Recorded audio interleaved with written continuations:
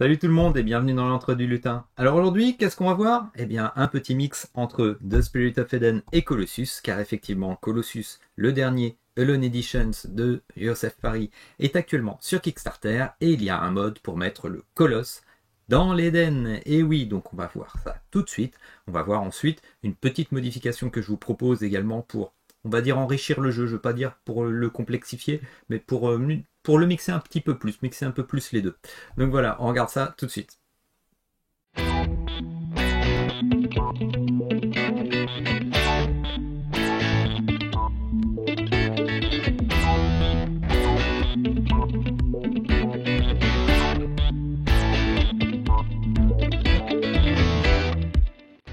Alors, comment ça se passe pour la mise en place? Tout simplement, vous mettez en place vos jeux côte à côte. Il n'y a presque pas de différence. Pour The Spirit of Eden, vous gardez uniquement un meeple, le meeple noir qui va simuler le colosse. Et vous le mettez dans la première colonne, au milieu. C'est l'endroit où il vient pour commencer à détruire l'Eden.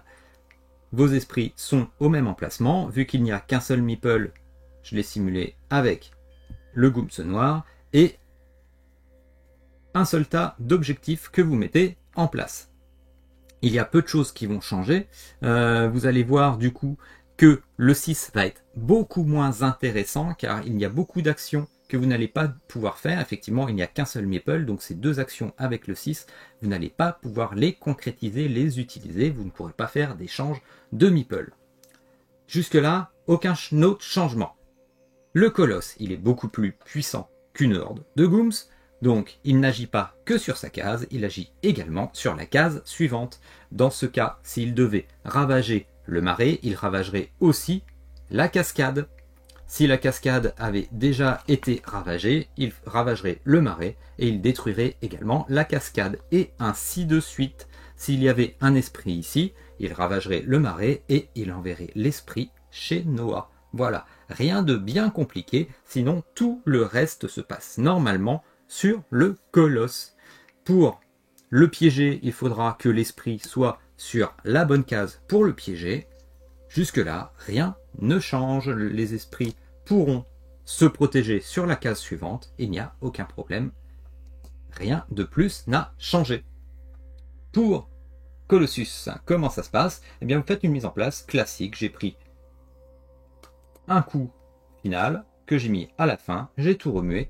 Et pour le début de partie, absolument rien ne change pour Colossus. Nous allons donc alterner un coup Spirit of Eden où les esprits vont essayer de canaliser le colosse pour le ralentir et un coup Colossus pour l'ascension, pour le coup final. Il y aura juste une modification des règles à la fin pour le coup final, effectivement. Donc on va faire un ou deux tours pour montrer ça. Avec ce tirage, je vais donc déplacer mon esprit parce que je tombe sur le bon. Je vais faire 1, 2. Je vais attirer le colosse parce que j'ai un 5. Donc je vais pouvoir l'attirer. Ah non, c'est celui-ci. Attirer sur ma carte, le colosse. Et je vais pouvoir le piéger avec un 3. Voilà. J'ai du bol. Je n'ai pas préparé avant, c'est un coup de chance, et il me reste un 2. Un 2 peut-être pour déplacer un esprit, pour m'aider plus tard. Voilà, je vais faire 1, 2. Parce que si je le piège, le Gooms, le colosse plutôt, va se déplacer. Donc je résous normalement. Là, il est piégé, donc il ne fait rien d'autre. Il se déplace pour fuir le colosse, et j'ai réussi mon premier objectif. Le suivant sera avec l'esprit de l'eau dans le marécage. Donc ici par exemple. Première partie terminée. Je passe donc à Colossus et l'ascension va débuter. Je joue donc normalement. Je tire une carte et j'en tire 3 autres pour compléter mon puzzle.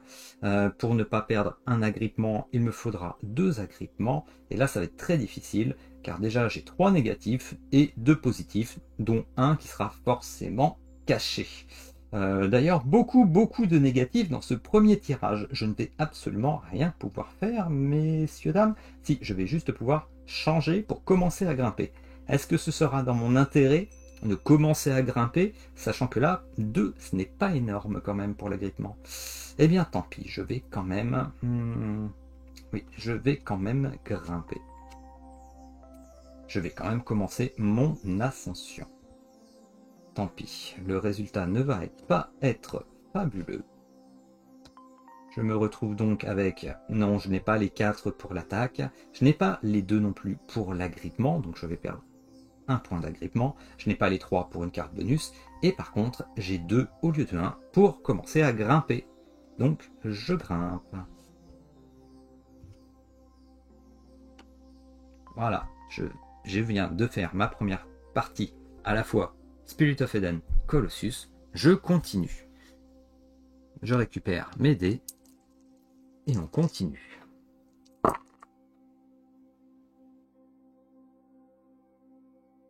Là, comme je vous disais tout à l'heure, du coup, mon 6 ne va pas me servir à grand chose. Je pourrais peut-être repousser le colosse ici pour être au bon endroit. Avec mon 5. Des 2, 5. Le 1 me permettrait peut-être de le piéger si je pouvais ramener ici.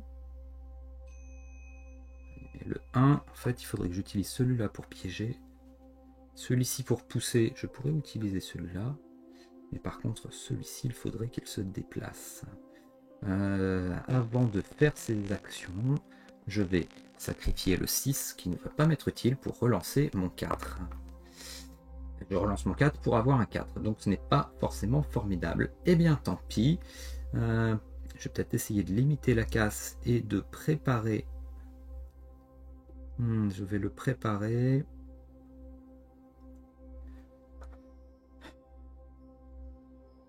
Je vais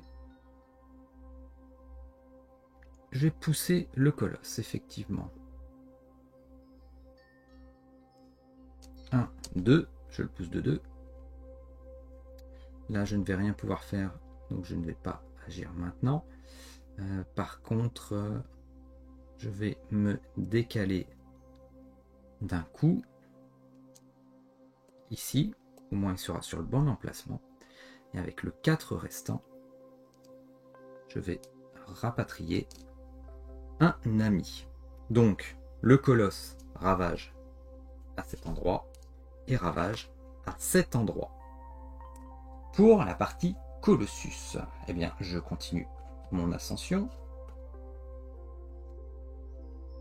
Ah, voilà, je vais pouvoir peut-être ne pas perdre d'agrippement ce coup-ci et essayer d'avoir une attaque, ce serait pas mal du tout.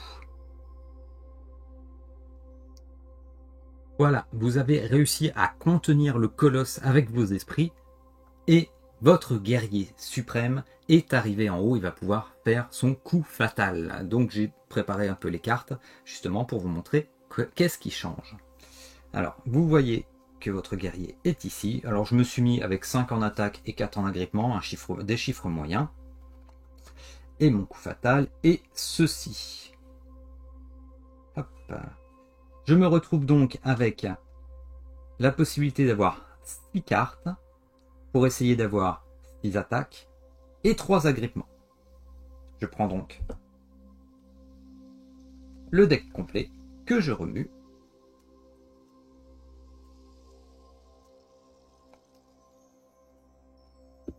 Et je dois donc prendre 1, 2, 3, 4, 5, 6 cartes. Et dans The Spirit of Eden, qu'est-ce qui s'était passé? J'ai réussi des objectifs. J'en ai réussi 4. Eh bien, pour chaque paquet de 3 cartes d'objectifs que vous avez réussi, vous avez le droit de prendre une carte supplémentaire. Voilà. Et je vais essayer de faire mon puzzle game normal de Colossus désormais, avec juste le petit bonus que m'a apporté les objectifs réussis de The Spirit of Eden. Donc il me faut 6 attaques et 3 agrippements.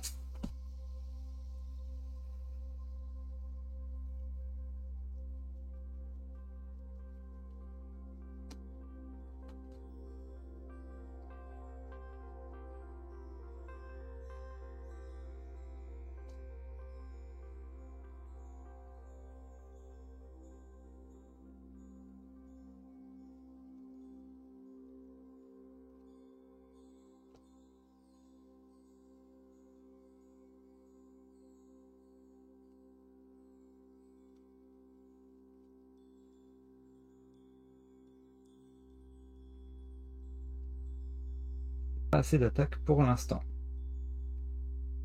Voilà, il m'en faudrait 2, c'est pas gagné. Ah, j'ai de la chance. Voilà. Je remets bien mes cartes. Et je me retrouve bien effectivement avec mes 6 attaques. Donc 2, 3, 4, 5, 6, 7. 7, il m'en fallait 6. 6 ici, voilà. Et il me fallait 3 agrippements. J'en ai 1, 2, 3, 4, 5, 4. Parce que j'ai un moins 1. Voilà. Mon guerrier a réussi à gravir le colosse pour lui asséner le coup fatal. Voilà. L'Eden est sauvé. Les esprits ont réussi à canaliser le colosse pour pas qu'il ravage tout, pour pas qu'il détruise, comme dans le jeu normal, une paire, par exemple, pour pas qu'il détruise 2 cascades, cela vous aurait fait perdre 2 montagnes, 2 marais ou 2 forêts. C'est ce qui vous aurait fait perdre, comme à l'habitude. De même, pour Colossus, qu'est-ce qui vous aurait fait perdre? C'est de plus avoir de points d'agrippement, passer à 0. Une de ces deux conditions vous aurait fait perdre la partie pour l'ensemble du jeu. Alors moi, je vous propose une petite modification pour mixer un peu plus les deux jeux. Car en effet, pour l'instant, dans le mode Colosse dans l'Eden, on joue avec les deux jeux, mais c'est quand même un coup l'un, un coup l'autre. C'est pas vraiment une osmose entre les deux jeux, c'est pas vraiment un mélange. Qu'est-ce que je vous propose? Eh bien, quelque chose qui va peut-être...